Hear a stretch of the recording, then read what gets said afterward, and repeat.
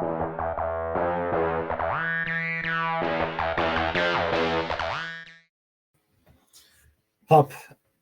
assalomu alaykum hammaga. Bu Fin Econ'da navbatdagi soni va bugungi mehmonimiz Nursulton aka Risibayev.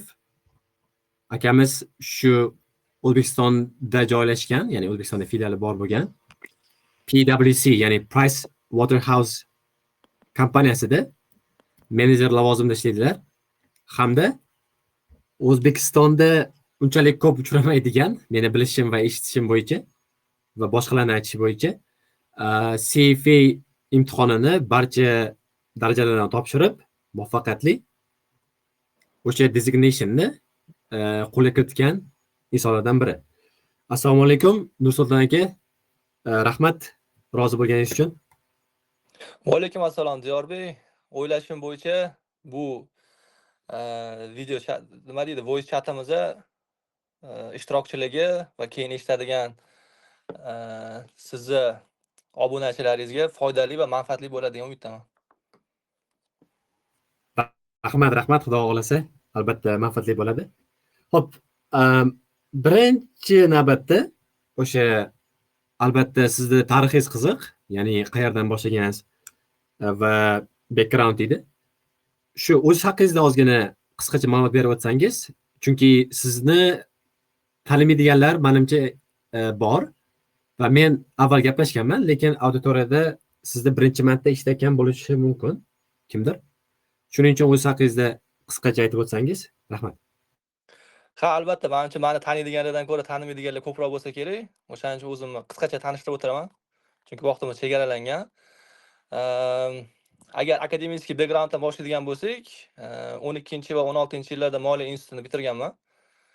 Moliya va iqtisod yo'nalishi bo'yicha. Keyin o'zimni karyeramni Sanoat qurilish bankida boshlaganman, kredit departamentida.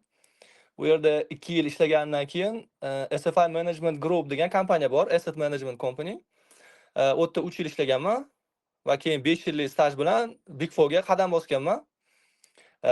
Va hozirda Big Fourda o'sha valuation, business valuation department deydi, o'sha departmentda menejer lavozimida ishlab kelyapman. PwC'da ishlab yurgan paytim CFA'ga juda qiziqdim. CFA boshladim. 2 yil mobaynida o'sha siz aytgan 3 ta imtihonni o'tib, CFA charter holder designation'ni olishga erishdim. Yana bitta aytib o'tish kerak bo'lgan joyi, o'sha institutda o'qib yurgan paytim 12-16-yillari matematikadan tutor bo'lib ishlaganman. O'shaning uchun menimcha mana shu matematik background, keyin 5 yillik moliyadagi praktika menga o'sha CFA'ni 2 yil mobaynida tugatishga yordam bergan deb o'ylayman. Keyin men bu temani to'g'ri tanlagansiz, Career in Finance. Hozirda o'sha PwC'da bilsangiz agar birinchi bosqich test bo'ladi, recruiting mobaynida, ikkinchi bosqich intervyu boshlanadi. Intervyu bizda 3 bosqichli. O'sha birinchi bosqichda o'zim bevosita ishtirok etaman. O'shaning uchun agar shu bo'yicha savollar bo'ladigan bo'lsa, bu bo'yicha ham javob berishim mumkin. Rahmat katta. Xudo xolasa ancha foydasi tegadi deb o'ylayman. Xo'p, birinchi navbatda so'ramoqchi va bilmoqchi bo'lgan narsam o'zi nimaga aynan moliya sohasini tanlagansiz? Shu haqida ham aytib bera olasizmi? Ya'ni qiziqish qaydan paydo bo'lgan va shu sohaga kirish? Rahmat. Moliya sohasi nimaga menga qiziq? Menimcha bu adamdan o'tgan bo'lsa kerak. Chunki adamlar markaziy bankda ishlaganlar. Men eslashim bo'yicha o'sha karyeralari moliya bilan bevosita bog'liq bo'lgan. Uyda ham moliya bo'yicha kitoblar juda ham ko'p bo'lardi. Eslayman, adam Sharshonsida, Narxozda MEO deydi, Международный экономические отношения bo'yicha dars o'tganlar. O'sha bo'yicha o'zini o'quvchilarini kurslarini tekshirayotganda men ham adam yonlarida o'tirib yordam berardim. O'sha paytda qiziqish paydo bo'lgan desak bo'ladi. Keyin matematikaga bo'lgan qiziqishim ham menimcha moliya sohasida ko'proq yordam beradi. O'sha matematik backgroundni moliya sohasida ko'proq apply qilsa bo'ladi deb o'ylaganim uchun moliya sohasini tanlaganman. Tushunarli.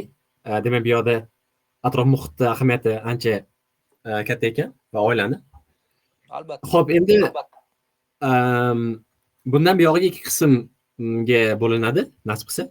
Va birinchi qismi shu asosan CFA haqida gaplashsak ozgina, qanaqa bo'linadi va boshqa narsalar. Ikkinchi qismida o'sha PwC va o'sha Career in Finance qanaqa maslahatlar olsa bo'ladi sizdan. Shu haqida gaplashamiz. Xo'p, CFA haqida boshlaydigan bo'lsak, nimaga aynan shuncha sertifikat turganda, to'g'ri, sertifikatlar unchalik ham ko'p emasdir, nufuzli. Nimaga aynan CFA o'qish tanladingiz va CFA o'sha journey deydi. Shu haqida ham ozgina qisqacha aytib o'tsangiz. Rahmat. Xo'p, agar CFA mavzusini ochadigan bo'lsak, men shu mavzuni o'zini ham 3 ga bo'lgan bo'lardim. Birinchisi aynan nimaga CFA? CFA o'zi nima beradi? Ikkinchi bosqichda biza o'sha qanaqa o'tiladi? Shu jarayon qanaqa bo'ladi? Jarayon haqida gaplashsak bo'ladi. Uchinchisi o'sha CFA member bo'lganingizdan keyin, CFA charter holder bo'lganingizdan keyin sizda qanaqa benefitlar paydo bo'ladi? Shuni aytib o'tsak bo'ladi. Agar birinchi bosqichdan boshlaydigan bo'lsak, agar birinchi bosqichdan boshlaydigan bo'lsak, CFA o'zi nimaga kerak? Nimaga o'zi CFA tanladim degan savol bo'lishi mumkin. Endi CFA bu hech kimga sir emas. Moliya sohasida eng nufuzli sertifikatlardan biri hisoblanadi. Butun dunyoda tan olingan. Agar prosta Google ga yozib ko'rsangiz ham bo'ladi. To есть finans sohasida eng nufuzli sertifikatlar desangiz, birinchi o'rinda CFA chiqadi albatta. Ikkinchisi, men nimaga CFA tanladim? Birinchi korkorona boshlab ketganim yo'q. Albatta, kurikulumini qarab chiqdim. Agar men CFA o'qisam, men qanaqa bilimlar olishim mumkin degan savol menda paydo bo'ldi. Agar kurikulumni qaraydigan bo'lsak, u 10 ta topikdan turadi. 10 ta topikni ham 3 ta 4 ta qismga bo'lib olsa bo'ladi. To есть birinchi qism bevosita tools deyiladi. Toolsga nimalar kiradi? Bu yerda financial statement analysis, quantitative reasoning, methods deyiladi, quantitative methods. Uchinchisi ekonomika. Keyingi bosqich bevosita assets, aktivlar. Aktivlar o'tga kiradi equity, o'tga kiradi fixed income, o'tga kiradi derivatives, o'tga kiradi alternative investment. Keyingi bosqich o'sha assetlarni qanaqa boshqarish. O'tda o'sha corporate finance bilan portfolio management kiradi. Men mana shu kurikulumni o'qiganimda menda shunaqa katta interes paydo bo'lgan, qiziqish paydo bo'lgan. Agar men CFA boshlasam, mana shu sohalarda men katta bilimlar olishim mumkin deb o'ylaganman. Shundan qiziqish paydo bo'lgan. Keyingi narsa nimaga CFA degan savol bo'lishi mumkin. Bir xillar aytadi, bu topiklar universitetlarda ham o'tiladi-ku, o'shani o'zi yetarli emasmi degan savol, haqli savol tug'ilishi mumkin. Bu yerda men aytgan bo'lardim, o'sha CFA topshirishni o'ylab yurgan bolalarga CFA nima beradi? Eng birinchisi o'sha universitet davomida olgan bilimlaringizni mustahkamlab beradi. To есть siz universitetda bilimni olgansiz, u ko'pincha o'sha O'zbekistondagi standartlarga moslashtirilgan, O'zbekistonni perspektivasi bo'yicha qarab tuzilgan uchebniklar bo'ladi va CFA o'qiganingizda siz o'sha topiklarga boshqa perspektivadan qarashingiz mumkin. O'sha sizni bilimingizni mustahkamlashga juda katta yordam beradi. Ikkinchisi, o'sha sizni bilimlaringizni kengaytirib beradi. To есть universitetda o'sha o'tilgan topikda qaysidir joylari aytilmagan bo'lishi mumkin. O'sha joylarini CFA sizga yoritib beradi. Sizda o'sha topik bo'yicha kartinangiz to'laroq bo'ladi. Va uchinchisi, o'sha siz olgan bilimlaringizni, universitetda olgan bilimlaringizni agar o'sha ishlashni boshlagan bo'lsangiz, praktikadagi bilimlaringizni tizimlashtirib beradi. Endi tizimlashtirib berish juda ham muhim. Chunki agar sizda o'sha bilimlaringiz miyangizda tizimlashtirilmagan bo'lsa, sizni undan foydalanishingiz qiyinlashadi. Tasavvur qiling, sizning shkafingizda kiyimlaringiz joyli yotibdi, siz qaysidir kiyimni momentda topib olib ketishingiz kerak.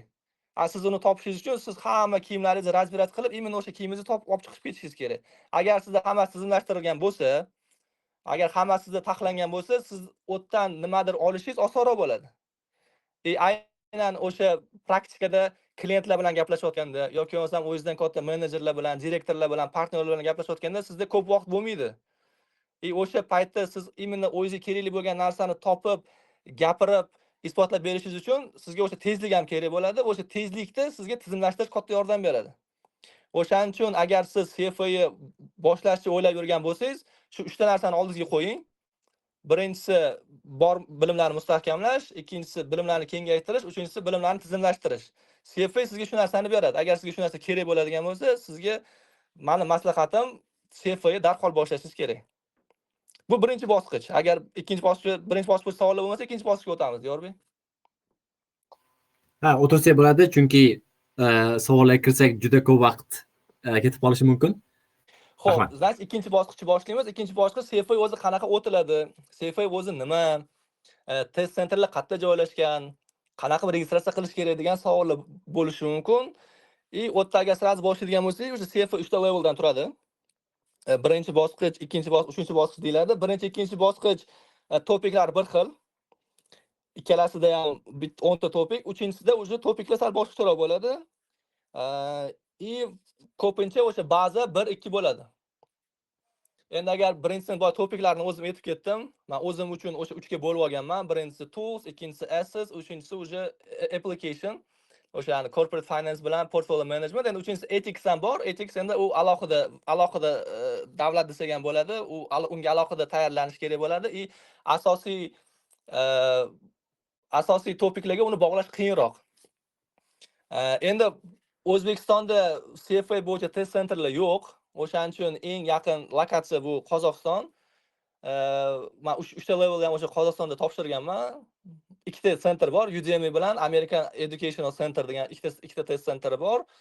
Endi agar sizlar o'sha yoqqa lokatsiyani tanlagan bo'lsanglar, xarajatinglarni minimallashtirish uchun sizlarga bitta maslahatim, oldinroqdan bilet olib, oldinroqdan o'sha gostinitsani bron qilib qo'yishingiz kerak. Agar sizlar test centerslarda o'sha aniq bo'ladigan bo'lsa, commutingga ko'p vaqt ketkazmaslik uchun o'sha test center atrofidagi gostinitsalardan tanlab, bir kun oldin gostinitsaga joylashib, bir kun oldin test centerga borib, qayerda joylashganligini aniq bilib olib, ertasi kuni xotirjam borishinglarni maslahat beraman. Endi bir xilla qanaqa qiladi? Obeddan keyin tanlab oladi, ertalab uchib boraman, obedni topshirib, obeddan keyin qaytib kelaman deydi. Unaqa qiladigan bo'lsanglar, sizda stress urovni oshib ketadi. O'shaning uchun maslahatim bir kun oldin borib, lokatsiyani aniq bilib olib, imtihonni topshirib chiqib, shaharni aylanib, ertasi kuni ertalab qaytib kelsanglar bo'ladi. Endi menimcha testlarning strukturasini aytib o'tish shart emas. U CFA o'zini veb saytida hammasi bor. Bu yerda prosta aytib o'tishim kerak bo'lgan narsa, CFA level 1 u faqat multiple question, adashmasam 180 ta, ikkita sectionga bo'lingan, birinchi section, ikkinchi section. Bu yerda aniq esimda yo'q, birinchi sectionga nimalar kiradi, ikkinchi sectionga nimalar kiradi. Prosta aytib o'tishim kerak bo'lgan narsa, level 1 multiple choice ekan, u yerda qaysi topiklarni o'qimasdan prosta yechib chiqaman degan narsa bo'ladigan bo'lsa, men aytib qo'yaman, unaqa qiladigan bo'lsanglar, level 2 da qiynalasizlar.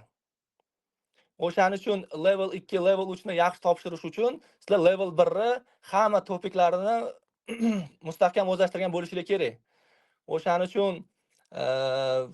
probability concept qilmasdan, faqat A ni tanlayman, faqat B ni tanlayman demasdan, hamma topiklarni yaxshi o'zlashtirib, keyin level 2 ga o'tishlarni so'rayman. Level 2 da o'sha aytganimdek level 1 ga asoslangan bo'ladi. Level 2 ko'proq valuation haqida. Agar assetlarni qaraydigan bo'lsanglar, o'tda equity valuation, o'tda fixed income valuation, o'tda derivative valuation, o'tda alternative investment, ichida real estate kiradi, eng katta qismlaridan biri. O'tda level 2 faqat valuation bo'yicha. O'shaning uchun agar sizda valuation bo'yicha praktika bo'ladigan bo'lsa, level 2 da qiynalmaysizlar. Level 3 bu endi umuman boshqa dunyo desa ham bo'ladi. O'tda o'sha portfolio management boshlanadi. O'sha portfolio management, o'tda asset allocation, o'tda wealth management, o'shaning uchun level 3 ni topshirayotganda sizlarda industriya bo'yicha ozgina praktika kerak bo'ladi. O'shaning uchun men universitet paytida o'sha hamma levellarni o'taman deb o'ylash sal qiyinroq bo'ladi, chunki sizlarga ozgina praktika ham kerak bo'ladi. O'shaning uchun level 3 ni ozgina 1-2 yil ishlagandan keyin topshirsanglar osonroq bo'ladi deb o'ylayman. Endi bu ikkinchi bosqich bo'yicha. Endi uchinchi bosqich bo'lishi mumkin. Ko'pchilik savol beradi. Mana men CFA oldim, endi nima degan savol bo'ladi. Bu yerda bitta narsani aytib o'tish kerak. CFA bu sizni sразу menejer qilib qo'ymaydi. Sizni sразу invest bankingga olib kirib qo'ymaydi. Sizni sразу partnyor qilib qo'ymaydi. Buni sizlar tushunishingiz kerak. Bu xuddi agar MBA ga topshirgan bolalar bo'lsa biladi, xuddi GMATda yaxshi skor olgandek gapda bu.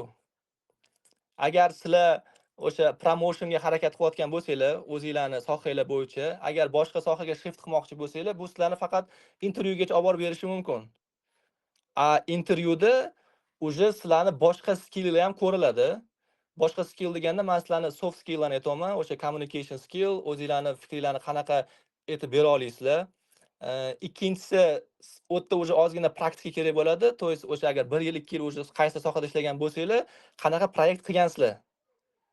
Bu ham juda ham muhim. Qanaqa chunki faqat uchebnik o'qib, oddiy soldat general bo'la olmaganidek, bu yerda ham xuddi shunaqada, sizlar CFA olib birdan partnyor bo'lib qola olmaysizlar. Sizlar qanchadir proyektlarni yopib, qanchadir praktik opitni olib, komanda bilan ishlab, keyingina qanaqadir lavozimni egallashingiz mumkin.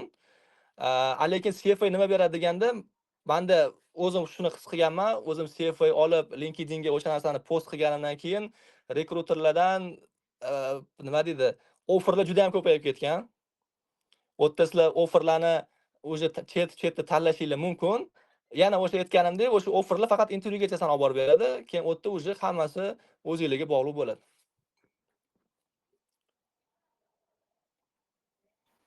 Tushunarli. Rahmat. Ancha to'la javob berdingiz va strukturaga asoslangan holatda. Men avval ham so'ragandim bu savolda yoki sizdan so'ramagan bo'lishi mumkin. Ya'ni talaba bo'lganda o'zi misol uchun 3 yoki 4-kurs bo'lishi mumkin. O'sha, ya'ni moliya sohasi kirmoqchi bo'lsa, to'g'ri, moliya ham juda katta soha. Misol uchun financial analytica bo'lishi mumkin va shunda o'sha talaba uchun qaysi biri ko'proq tushishi mumkin? Faqat CFA level 1 ni misol uchun bilmadim 6, 7, 8 oy o'qib tayyorlanib olishmi yoki kamroq pul sarflab 2 ta yoki 3 ta SSC olib birdaniga praktikaga fokus berishmi? Chunki men so'ragandim bu bo'yicha, misol uchun KPMG dagi menejer akalardan, ular aytishdi, O'zbekistonda CFA uncha bozorga mos tushmaydi, ayniqsa Essex qismi deganda o'sha menejer aka, va aytdi talaba bo'lsang deb aytganda SSCga misol uchun 2-3 ta olib, keyin yoniga FMV bilasizmi yo'qmi bilmadim. FMV ni olsang, o'shani o'zi senga mos keladi. CFA ni ishga kirgandan keyin boshlayverasan deb aytdi. Shunga qanaqa fikr bildirasiz? Qaysi payt o'zi boshlash uchun qulay? Juda qiziq savol, o'rinli savol.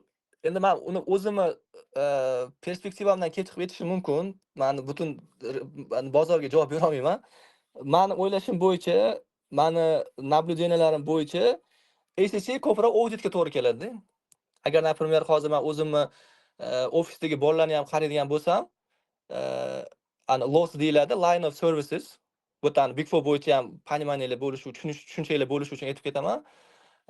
O'zi Big Fourni PwC ni kesimida aytaman, primerida aytaman. 4 ga bo'lsanglar bo'ladi. To есть u audit alohida ketadi. O'tda core audit bor, o'tda broader assurance services ila BAS bo'ladi. Endi u audit bo'yicha shug'ullanadi. Audit deganda sizlarning uchetni tushunishingiz kerak-da. O'tda ko'proq financial accounting ketadi. Keyingisi o'tda advisory. Advisoryning ichiga kiradi, o'tda deals bor, deals ichida financial due diligence, commercial due diligence, uning ichiga sizlar valuation ni kiritsanglar bo'ladi, o'tda strategiya bo'yicha consulting kiritsanglar bo'ladi. Keyin yana legal bor, keyin yana tax bor. Shularga bo'lib olsanglar bo'ladi. Agar sizlarni maqsadinglar finance bo'ladigan bo'lsa, agar sizlar Big Four ga finance ga kirib, o'sha deals bo'lishi mumkin, ichidan valuation FDT lar dedim-ku. Agar shu sohada ishlab keyin Amerikaga borib investment bankingda ishlayman deydigan bo'lsanglar, unda sizlarga ko'proq CFA kerak bo'ladi. Chunki Amerikada SSA dash bilishmaydi. Chunki SSA bu IFRS ga moslashgan, Amerikaning o'zini CAP sertifikati bor-da. Agar sizlar Amerikada ertaga MBA qilaman deydigan bo'lsangiz, sizlarga ko'proq CFA to'g'ri keladi. Ikkinchi savolingizga keladigan bo'lsak, talaba oxirgi kurs o'sha rekrutmentga borganda SSA ko'rsatgan yaxshimi, CFA bilan FMV ko'rsatgan yaxshimi desangiz, men o'zim aytaman, menga CFA level 1 ni o'zini topshirib kelsanglar, FMV sertifikatini ko'rsatsanglar, o'sha narsa sizlarni intervyugacha olib keladi. intervyuda keyin men sizlarni suhbat qilib, qani o'sha CFA level 1 ni qanaqa o'zlashtiribdi, FMV da financial modeling texnikalarini qanaqa o'zlashtiribdi. Men o'shani baholayman. Agar yaxshi o'tgan bo'lsanglar, pozitsiya bo'ladigan bo'lsa, menga ko'proq o'sha level 1 bilan FMV olib kelganinglar yaxshi. Ha, tushunarli. Rahmat.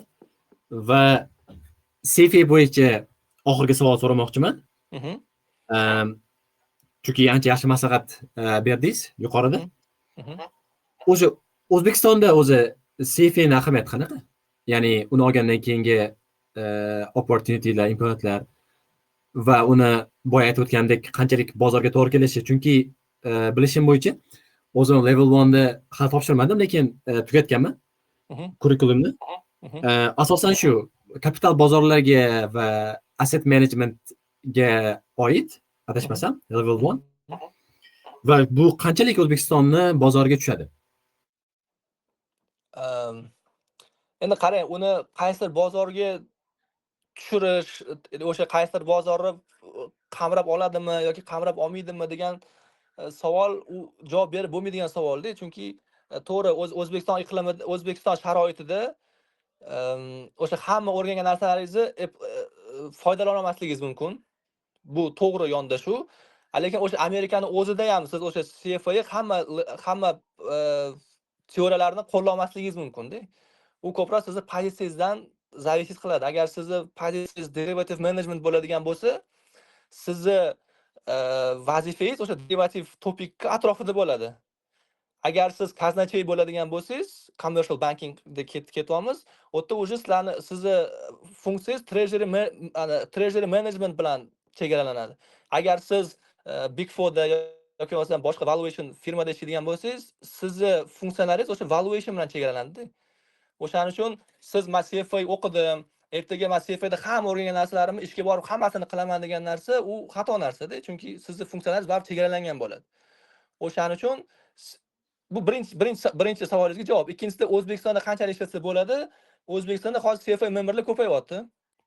Men o'zim bir nechtasini bilaman. U zamondagi bitta bola yaqinda oldi. Yana boshqa private companylar ishlaydigan bolalarda CFA bor. Big Fourda bir nechta CFA charter holderlar bor. Bu qanday tushuntirsam ekan? Hozir moliya bozori bizda rivojlanyapti. Moliya bozorini agar biz ishtirokchiligi bo'la oladigan bo'lsak, u yerda commercial banking bor. Commercial banking o'zinikiga bo'la olsanglar bo'ladi, traditsionniy fintech, digital bankingga bo'la olsanglar bo'ladi. U yerda TBC, Anor Bank yoki o'zi uzun banklarni kiritsanglar bo'ladi. Agar CFA ile bo'ladigan bo'lsa, u yerda yaxshi apply qilsanglar bo'ladi bu narsani ham. Keyingisi Big Four kompaniyani olsangiz bo'ladi. Big Fourni kengaytirsangiz bo'ladi. U yerda Grant Thorntonlarni kirgizsa bo'ladi. Hozir local kompaniyalar ko'paydi. Imенно o'sha financial accounting consulting qiladiganlar, u yerda ham CFA apply qilsanglar bo'ladi, bemalol. Keyin agar government agencylarda ishlaydigan bo'lsanglar, vazirliklarda ishlashingiz mumkin, boshqa joylarda ishlashingiz mumkin, agentliklarda, u yerda ham sizlarni CFA qog'oz aytmayapman, CFA da olgan bilimlaringlarni aytyapman. CFA da olgan bilimlaringlarni u yerda ham bemalol apply qilsanglar bo'ladi. Hozir private equity kompaniyalar ham juda ko'p ochilyapti. U zaman oldindan bor bizada Ozarbayjon O'zbekiston fond ochilgan, Abu Dhabi fond ochilgan, u yerda ham CFA ishlar juda ham ko'p. Level 1, level 2 olgan bolalarni men ko'pchiligini taniyman. O'tlarda ham sizlar bemalol olgan biliminglarni apply qilsanglar bo'ladi, o'sha yerdagi sizlarning job functioninglarning doirasida. O'shaning uchun bemalol men CFA o'qisam, ertaga qaysi topiklar kerak bo'lmay qoladi degan narsani esdan chiqaringlar. CFA o'qinglar. CFA da o'sha o'zingizlarning sohalar bo'yicha qaysi yo'nalish tanlamoqchisizlar, o'sha sohaga imminni urg'u berib o'qiydigan bo'lsanglar, O'zbekistonda bemalol buni apply qilsanglar bo'ladi. Xo'p, rahmat. Ancha tushunarli bo'ldi. Endi menimcha CFA qismini yakunlasak bo'ladi. O'zi chuqurlasak bo'lardi, lekin vaqt chegaralangan. Xo'p, endi CFA bo'yicha yana aytib ketmoqchiman. Kerakmi, kerak emasmi degan sizlardagi ikkilanishni yo'qotish uchun-da. Men bilgan, o'zini hurmat qilgan finansistlarni hammasi CFA o'qigan. To'g'ri, hammasi oxirigacha tugatmagan bo'lishi mumkin, lekin ko'pchiligida level 1, level 2 o'sha bor. Men aytishim mumkin, bizning o'zimizning valuation partnerimiz bor. U CFA charter holder. boya aytganimdek u zamondagi o'qiydigan, ishlaydigan bolalar u ham yaqinda CFA olgan, boshqa private equityda ishlaydigan bolalar ham men ko'pchiligini taniyman-da, shu haqida 10 yildan beri ishlagandan keyin. Ular ham постоянно CFA o'qib yuradi-da. Endi u yerda ish ko'payib ketgan bo'lishi mumkin yoki boshqa sharoit to'g'ri kelmaganligi uchun delay qilishi mumkin imtihonlarni. Lekin ular постоянно o'sha CFA o'qib yurishadi, chunki bu narsa ularga juda katta преимущество beradi. Nimaga? Chunki o'sha CFA da boya yana o'zimni gapimni takrorlayman, olgan bilimlarini apply qilish uchun juda yaxshi boost beradi. Imенно o'sha CFA curriculum. O'shaning uchun ikkilanmanglar, agar o'qimoqchi bo'lsanglar, bemalol o'qisanglar bo'ladi, O'zbekiston sharoitida bemalol apply qilsanglar bo'ladi. Tushunarli. Rahmat qo'shimcha izoh uchun. Mhm. Nasib bo'lsa biz ham o'qiymiz. Xudo xolasa bitirish oldin. Endi o'sha career in finance haqida ozgina gaplashsak, bilishim bo'yicha Moliya universitetida o'qigansiz. Agarda misol uchun endi hypothetically deydi-yu, o'sha moliyaga endi kirib qolgan paytingizga qaytib qolganingiz hozir, lekin xuddi shu bilimlar bilan nimani boshqacha qilgan bo'lardingizki, yanada kuchliroq moliyachi yoki kadr bo'lish uchun?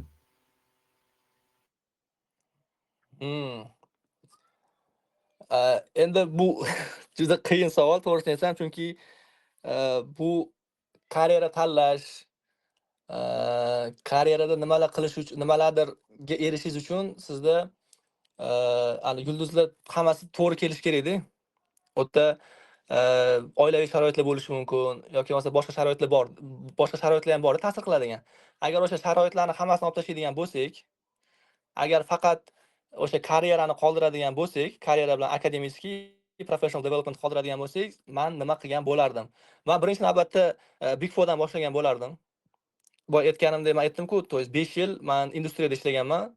Birinchisi o'sha financial services, bankingda ishlaganman, ikkinchisi asset managementda ishlaganman. Men Big Fourdan sirasi boshlagan bo'lardim. Chunki Big Fourda learning curve katta-da. Agar siz Big Fourga sirasi Big Fourdan boshlasangiz, u yerda sizni nimadir o'rganishingiz tezroq bo'ladi industriyaga qaraganda. Chunki u yerda proyektlar ko'p, chunki u yerda bright minds deydi, ular ko'p, ulardan ko'proq narsa o'rgansangiz bo'ladi. Big Fourda 2 yil valuationda yoki due diligence ishlab, endi o'zimdan kelib chiqib o'tyapman. MBA ga topshirgan bo'lardim.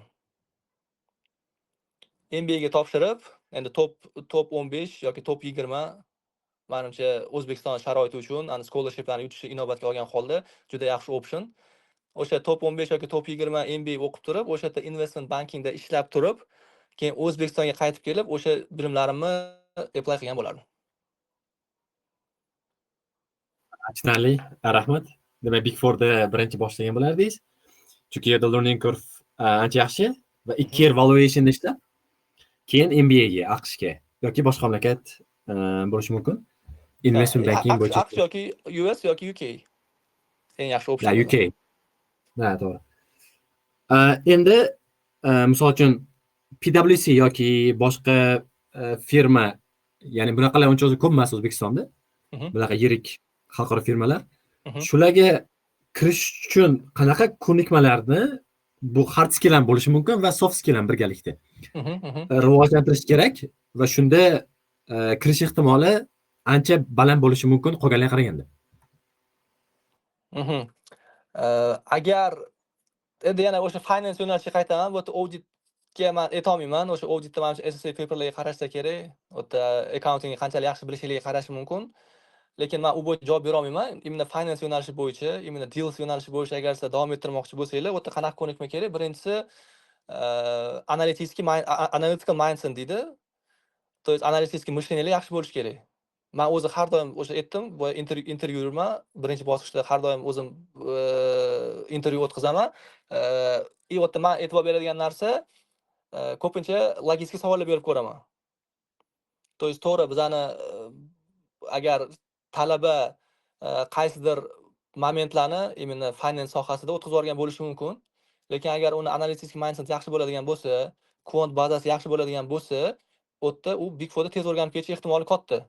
O'shaning uchun birinchisi o'sha analytical mindset. ikkinchi e'tibor qaratadigan narsamiz bizda o'sha financial modeling. To есть agar siz financial modeling yaxshi bilgan bo'lsangiz, ertaga komandaga singib ketib, u yerda ko'proq proyekt qilishingizga shu yordam beradi. Chunki bizani ishimiz financial modelingga juda ham katta bog'langan. Finans o'zi financial modeling haqida ko'proq. O'shaning uchun ikkinchisi bu financial modeling. Financial modeling esa yaxshi qilishingiz uchun sizlarda accounting baza bo'lishi kerak. To есть sizlar accounting yaxshi tushunishlik kerak. Bir xil bolalar keladi, men finansist bo'lmoqchiman, men buxgalter bo'lmoqchi emasman, o'shaning uchun accounting o'qimadim deydi-da. Lekin agar sizlar accounting bilmasanglar, sizlar qanaqa qilib financial statement analysis qilasizlar? Sizlar qanaqa qilib biznes otsyanka qilasizlar degan savol tug'iladi-da. O'shaning uchun accountingni ham qoldirmanglar. Accounting ko'nikmalar ham juda ham muhim. Keyin ikkinchisi, ko'pchilik o'ylaydi, men Excelni ishga borgandan keyin o'rganaman. Menga hozir u narsa kerak emas deb o'ylaydi. Bu narsa ham xato. Sizlar hozirdan o'sha Excel skilllaringizni ham rivojlantirishingiz kerak. Bunga o'sha как раз CFA emas, FMVA ko'proq yordam beradi. Chunki FMVAda ko'proq practical skills yo'lga qo'yilgan, o'sha imенно financial modeling atrofida qurilganda. O'shaning uchun agar FMVA sertifikati deb aytdim-ku, agar FMVA sertifikati bo'lsa, bu katta преимущество beradi. Chunki u nimani aytadi? Chunki u sizlarni Excel bo'yicha biliminglar borligini aytadi-da. Ikkinchisi, uchinchisi o'sha imенно Excelda sizlarni ko'nikmanglar. То есть birinchisi bo'ldi analytical mindset, ikkinchisi bo'ldi financial modeling, accounting bilan birga, uchinchisi o'sha sizlarning Excel skilllar. Keyin soft skilllar endi samo собой u o'sha intervyu davomida birinchi bosqichda o'sha menejerlar o'tkazadi, ikkinchi bosqichda direktorlar bo'ladi, uchinchi bosqichda o'sha partnyorlar bo'ladi. Soft skilllar o'sha yerda o'sha namoyon bo'ladi. Sizlar o'zingizlarni biliminglarni, ko'nikmanglarni qanaqa qilib ko'rsatib bera olasizlar. Bu endi o'zingizlarga bog'liq. Tutarli. Rahmat. Xo'p, ya'ni deyarli vaqt bo'lib qoldi o'zi, yarim soat deb aytganim sizga. Ikkita savol bor ekan, shunday javob berib, keyin menimcha yakunlasak bo'ladi deb o'ylayman. Bemalol. Birinchi savol, balki buni mana sizdan avval so'ragan bo'lsam kerak. Ya'ni yozishibdi, meni eng qiziqtirgan savol PwC da junior level bilan kirsam, boshlanish salary necha pul bo'ladi yoki aytish mumkin bo'lmasa, 100 millionlik buyumni qancha vaqtda sotib ola olaman? Pul haqida so'rashgan. Endi qaranglar, bu yerda Glassdoor degan sayt bor. Glassdoorga kirsanglar, o'sha PwC O'zbekistondan bor adashmasam, Big Four'ni hamma O'zbekiston branchlari bor. O'sha yerdan kirib, shu savollarga javob topsanglar bo'ladi. U yerda nafaqat oylik, balki o'sha working o'sha ish atmosferasi qanaqa, toksik xodimlar bormi, yo'qmi, o'sha ko'pchilik report qiladi o'sha Glassdoorga. O'sha yerdan ko'rib, mana shu oylik bo'yicha, working environment bo'yicha bilimlar olsanglar bo'ladi. Hali oylik bo'yicha men aniq javob bera olmayman. O'sha 100 millionlik buyumni bilmayman, bir 8-6 oyda, 8-9 oyda ola olsanglar kerak. O'sha junior level bo'ladigan bo'lsa. Rahmat javob uchun. Va ikkinchi savol, bu menga ham qiziq. Kelajakda moliya sohasida ishsiz qolmaslik uchun qaysi ko'nikmalarni rivojlantirish kerak? AI tufayli. Chunki nima uchun qiziq? Hozir men ishlagan soha ham data science va biz o'sha sun'iy intellekt bo'yicha model yasaymiz. Machine learning models deydi. Va buni ko'ramanki, u orqali ancha-muncha shumin qila oladigan ishni tezroq va xatosiz qilish mumkin ekan. Shuning uchun menda ham sal qo'rquv paydo bo'ladi. Agar bu rostdan ham shu darajaga kuchayib ketaversa, bu ketishda ko'pchilik ishsiz qolishi mumkin. Yaqinda ham aytishdi, misol uchun finance, tech jobs deb aytishdi. Cloud kompaniyaning CEOsi. Shu haqida nima deya olasiz? Ya'ni qaysi ko'nikmalar bo'lsaki, sun'iy intellekt bo'lgan vaqtda ham bizga kerak bo'ladi va shu orqali survive qilsak bo'ladi. Endi bu o'sha industrializatsiya davrida ham shu qo'rquv bo'lgan odamlarda, to есть zavoddagi ishlarni o'rniga o'sha avtomatlashgan mexanizmlar kelgan. Lekin bu yerda ham odamlar ishsiz qolmadi. O'shandan keyin office workerlar paydo bo'ldi, consulting firmalar paydo bo'ldi, biz paydo bo'ldik desa ham bo'ladi, o'sha Big Fourlar paydo bo'ldi. Menimcha o'sha AI kelgandan keyin ham odamlar endi qaysidir payt shok bo'ladi, albatta. O'sha shokdan keyin menimcha baribir yana odamlar qanaqadir yangi sohalar topib, yangi yo'nalishlar ochiladi deb o'ylayman. Endi ani qo'rquv o'rinli, chunki o'sha Amerikada razraботкалар bo'lyapti, uni bizga ana to'lqinlari kelyapti уже. Endi agar частность aytadigan bo'lsak, ana Chicago Bulls'dagi bolalar уже financial modelingni ham avtomatlashtirish yo'llarini topishgan. Ani financial statement analysis avtomatlashtirilgan bo'ladi. O'sha asosida o'sha bazada sizga financial modeling polni yasab beradi. Hozir bizda o'sha junior level bolalar qilayotgan ishni o'sha avtomat o'sha AI tool yasab beradi. Lekin bu yerda menimcha imенно finance sohasida AI hali beri deganda qanaqa u menimcha 2-3-4 yil haqida gap ketayotgan bo'lsa kerak, 4-5 yil haqida gap ketayotgan bo'lsa kerak. To'liq qoplab bera olmaydi. Nimaga? Chunki u yerda to'g'ri AI sizga nimadir financial modelni qilib berishi mumkin, lekin o'shani interpretatsiyasi baribir odamlarning qo'lida bo'ladi. Agar qanaqadir mergers and acquisition haqida gap ketayotgan bo'ladigan bo'lsa, u yerda imенно o'sha сделканы strukturalash yokida o'sha partiyalar bilan qanaqadir communicationlar o'tkazish, bu baribir juda ham odam faktori kerak bo'lgan narsa-da. Imенно moliyada to'g'ri, u yerda faqat raqamlar gapiradi, raqamlar to'g'ri bo'lsa bo'ldi deb o'ylaydi, lekin unaqa emas. U yerda imенно bizda client relationship deydi, u ham juda ko'p muhim rol o'ynaydi. O'sha AI chiqarib bergan sifrani endi baholash haqida valuation haqida gap ketayotgan bo'lsa, o'sha biznesni qanaqadir summaga baholab berdi. Endi keyingi narsa o'sha baholash asosida o'sha сделканы amalga oshirish. Сделканы amalga oshirish deganda o'ta bir nechta partiyalar bo'ladi. O'ta buyerlar bo'ladi, o'ta sellerlar bo'ladi, o'ta financial intermediateslar bo'ladi. O'shalarning uchalasida уже discussion boshlanadi, обсуждение boshlanadi. O'sha discussionda baribir odam o'rni juda katta. O'ta kreativность juda ham katta rol o'ynaydi. O'sha AI chiqarib bergan sifrani o'ta olib chiqib, uni isbotlab berish, o'ta hamma partiyalarni nima deydi, мнениясini inobatga olgan holda qanaqadir umumiy mahrajga keltirish упражнениялari bo'ladi.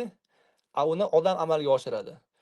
O'shaning uchun menimcha hali beri finance sohasini AI полностью qoplab ola olmaydi. O'shaning uchun agar выживать, o'sha survive qilmoqchi bo'lsanglar, soft skilllarni oshirishinglarni, kreativностьlarni oshirishinglarni maslahat bergan bo'ladi. Rahmat. Bizdagi bor savollar shulardan iborat edi. Vaqtingizga rozi bo'lasizlar. Nursulton aka, sizga ham katta rahmat. Agar so'nggi so'zingiz bo'ladigan bo'lsa, aytishingiz mumkin. Rahmat hammaga. So'nggi so'zlarim endi yoshlarga nima maslahat bera olaman? Aytmoqchi bo'lganim, agar CFA boshlamoqchi bo'lsanglar, u juda katta commitment. CFA bu sizlarga sprint emas, CFA bu marafon. O'shaning uchun o'tda sizlarga juda katta consistency kerak bo'ladi. O'tda ko'proq motivatsiya emas, disiplina yordam beradi sizlarga. O'shaning uchun CFA boshladinglarmi, disiplinani yo'qotmanglar. Level 1 dan boshlab sizlar qog'oz uchun harakat qilmanglar. Sizlar faqat o'sha CFA da oladigan bilimlaringiz uchun harakat qilinglar. Ertaga o'sha bilimni olganingizdan keyin o'sha bilimni sirazu praktikada qo'llashga harakat qilinglar. Menga nimaga o'sha 1,5 yilda o'sha narsani olishga erishdim? Chunki menda yo CFA dagi o'qigan narsamni oldingi praktikaga bog'ladim. Yokida keyingi qiladigan ishlarimda o'sha CFA da o'rgangan narsalarni sirazu apply qilishni boshladim. O'shaning uchun o'qib yoki bo'lmasa multiple question ekan-ku, men o'ta faqat A ni bosib, faqat B ni bosib o'tib ketaman degan narsa bo'lmasin. O'sha boshidan level 1 dan boshlab qiziqib o'qinglar. Level 1 bu level 2 ga baza, level 2 bu level 3 ga baza. O'shaning uchun dangasalik qilmanglar, motivatsiyaga ko'p berilmanglar, consistencyni saqlanglar va marafonga tayyor bo'linglar, agar CFA olmoqchi bo'lsanglar. Rahmat mazmunli suhbat uchun. Vaqtingizga rozi bo'lasizlar. Rahmat hammaga. Rahmat kattakon. Hammaga omad. Sog' bo'linglar.